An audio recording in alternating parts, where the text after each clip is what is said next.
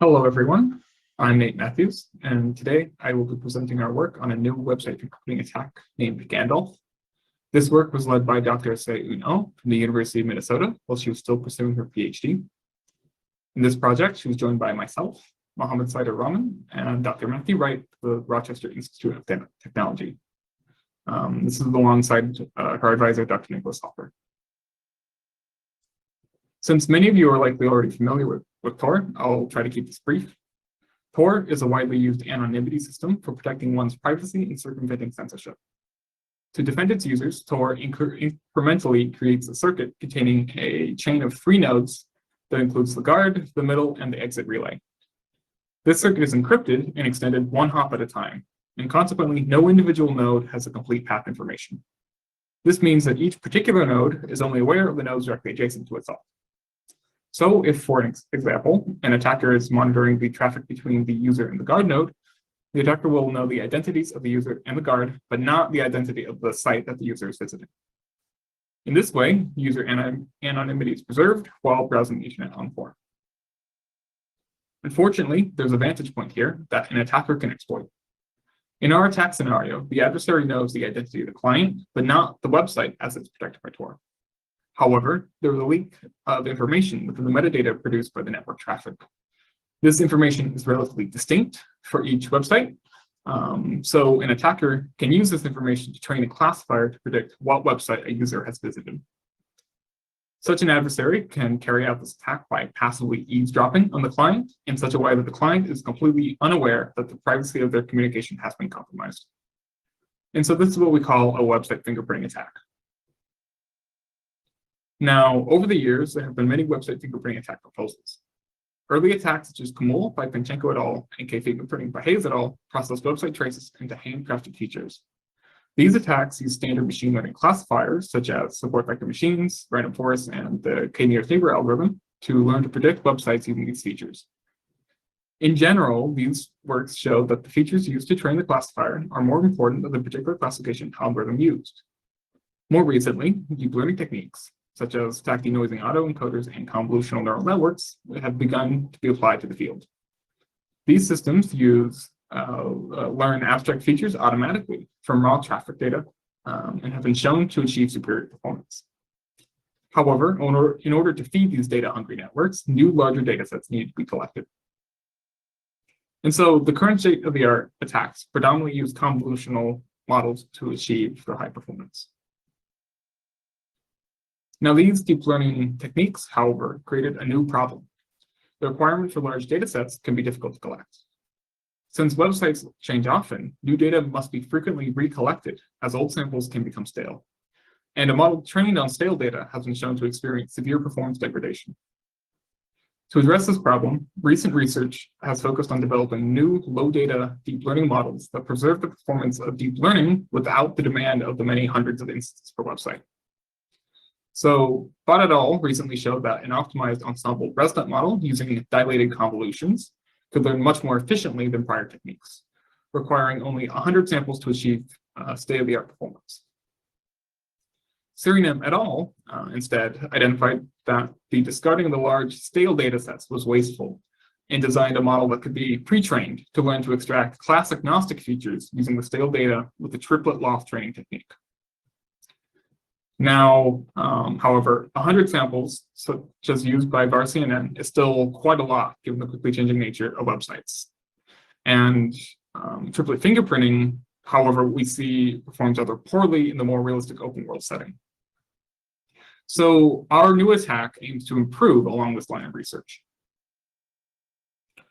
When examining the current state of the fingerprinting domain, we realized that there was an additional data that is available to some adversaries, but was being left largely unused by the current techniques. This data is a vast amount of unlabeled website traffic data that is generated by the minute from the millions of users using Tor daily. In this case, it would be trivial for organizations such as your ISP, government entities, or even just operators of the Tor middle relay nodes to save a portion of this unlabeled traffic for future training. So in order to use this data, we need to develop a new training technique. To this end, we have developed a deep learning model that uses semi-supervised learning to train using a large repository of unlabeled data and requires only a small amount of labeled samples for the targeted classes. We call this the GANDaLF attack. In order to do this, we have leveraged the power of generative adversarial networks. So in the next few slides, I'll go over the design of our new model, followed by a review of the experiments that we use to evaluate our system. So to understand our technique, we first need to briefly discuss generative adversarial networks, otherwise known as GANs. GANs were first introduced in 2014 by Goodfellow et al. To produce fake images. A GAN is a mini-max two-players game between a generator and a discriminator network. The goal of the generator network is to produce realistic images without access to real examples. The discriminator competes with the generator network to identify which samples were produced by the generator and which are the real examples. The generator uses information obtained from the discriminator to update its weights through every iteration. So in this way, the generator learns to produce images that fool the discriminator. The networks are carefully trained as a pair, such that neither is ever significantly better at its task than the other to avoid collapse. And in the computer vision domain, we see that this technique has been shown to be very successful at producing high quality, high resolution images that can sometimes fool even the discerning eye of a human.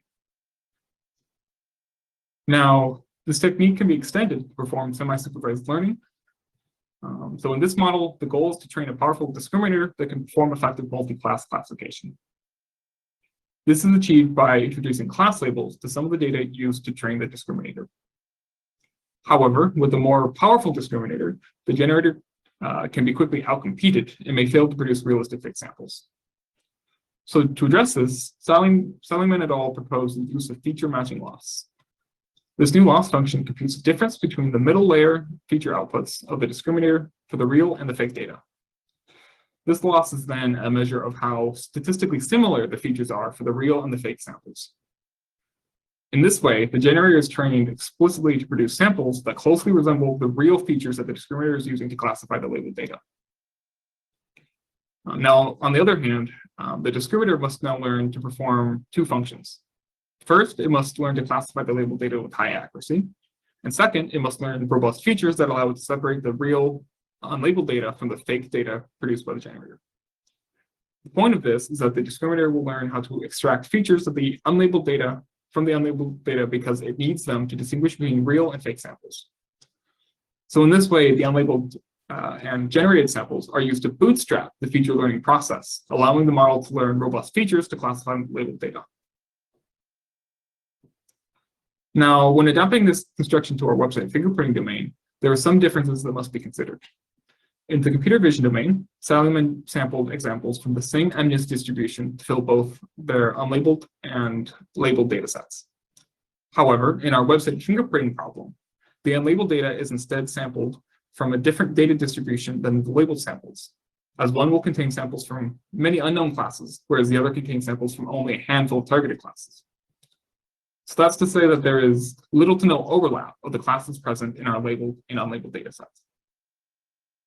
So in our experience, we found that the distance between our labeled and unlabeled samples are generally much greater than that of the distances between Salimon's data sets.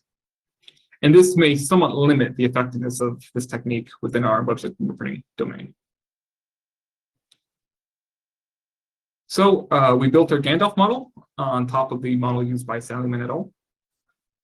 However, there was required several architectural changes to adapt to our domain.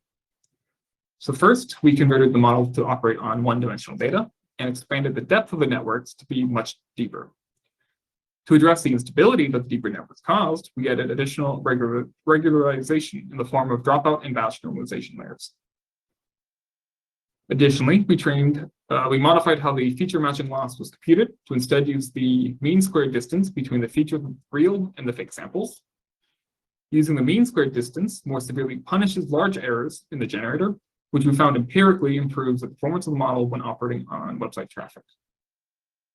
We also adjusted many hyperparameters using a grid space search, for which the full details of can be found in our paper. So up next, we'll be reviewing the results of our evaluations against GANDaLF. Website fingerprinting experiments are performed in two scenarios, closed world and open world setting. These scenarios describe what restrictions have been put on the experiment. In the closed world experiments, the classification model is only given traffic from a small set of monitored websites. This experiment type does not accurately represent the real world performance, but is often used to benchmark models and techniques against one another. On the other hand, the open world setting makes the experiment more realistic by including samples from a large set of sites that were unseen by the model during training. This unmonitored set of sites represents traffic from the many millions of sites that the adversary is not interested in identifying. The open world scenario, as such, is a more difficult task than the closed world scenario and is a better indicator of the real world performance. And we use precision and recall metrics in this setting.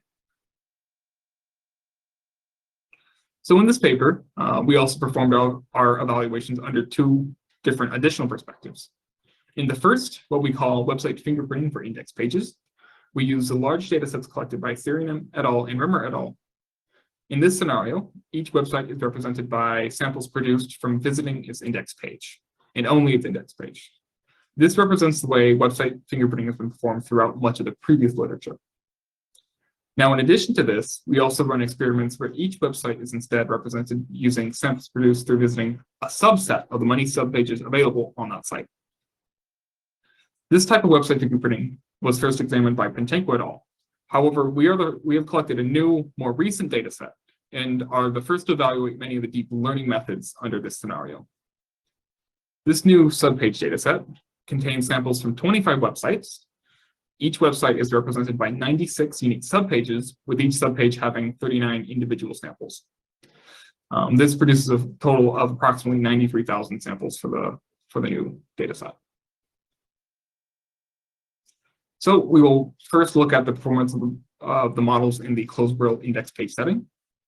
Each model is trained using a number of samples per website that varies from 5 to 90 samples in the experiments. In this setting, we find that when the number of training samples is 10, GANDaLF matches the performance of triplet fingerprinting.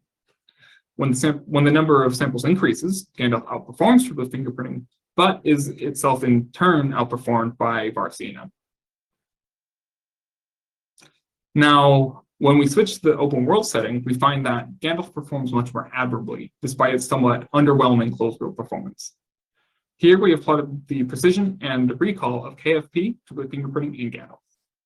GANDaLF was plotted when tested at 3 different sizes of the background set, while KFP and triplet fingerprinting were both evaluated using a background set size of 360,000. The KFP and triplet fingerprinting plots can be directly compared to the dark blue plot of GANDaLF. We see that GANDaLF achieves much higher recall at comparable levels of precision than the other two attacks. It is, however, interesting to note that KFP achieves the highest maximum precision, albeit with a much lower recall than GANDaLF. So up next, we'll take a look at the performance against the subpage fingerprinting dataset. So first, all across the board, we see that the performance is much reduced. This is likely due to the fact that the intra-class variance is much higher here than in the index page only dataset.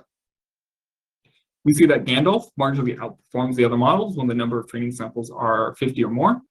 However, is beat by KFP when the training instance count is very low. Next, we'll look at the open world performance in this same setting.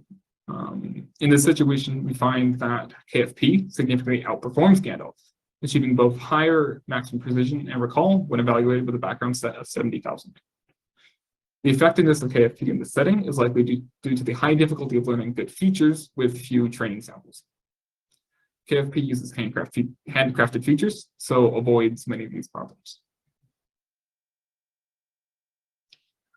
Now, furthermore, we also examine the impact of circuit speed and congestion on our model. In these experiments, we separate the data from Sirianam et al. By the circuits they were collected on. First, we examine the performance of GANDaLF when the model is trained on one set of circuits and tested on another, while we also vary the number of unique circuits used for training. Then we separate circuits by their speed Samples that completed in the top 25th percentile were labeled as fast, whereas samples within the lower 25th percentile are labeled as slow. We then trained on one set and tested on the other.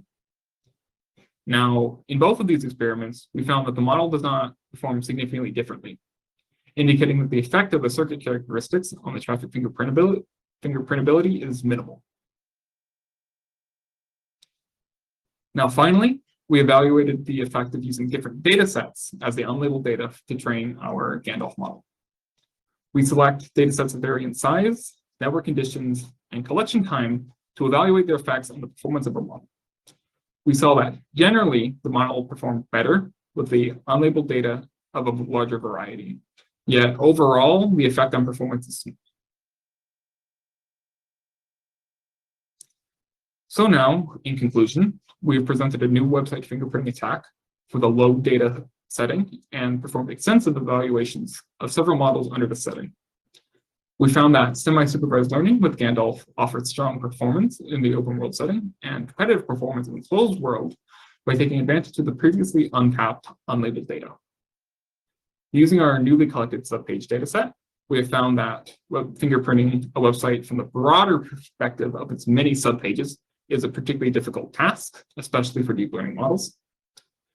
When examined in the low data setting, we were surprised to find that the KFP model outperformed all the deep learning models using handcrafted features under the subpage setting. And so finally, there exists a number of interesting directions that could be built on this research in the future. The semi-supervised learning structure of GANDaLF could be extended using a conditional generator. This may allow the generator to produce more convincing fake samples that lead to the discriminator finding more robust features. Additionally, unlabeled data may be taken advantage of by assigning fuzzy labels and could be used to augment the size of the labeled data set, although it's yet to be seen how effective these additional techniques would be. Now, we also believe that there is much room for improvement in the combination of many previous techniques to better enhance the classification system by taking advantage of many data sources, such as the stale data as done in triplet fingerprinting and unlabeled data in our attack.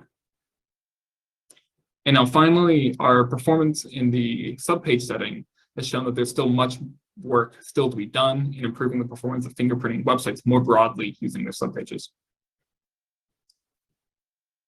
And so with that, you can find our code for the project on our GitHub, and you're welcome to contact any of us regarding the project through our emails as listed on the slide. And so, are there any questions?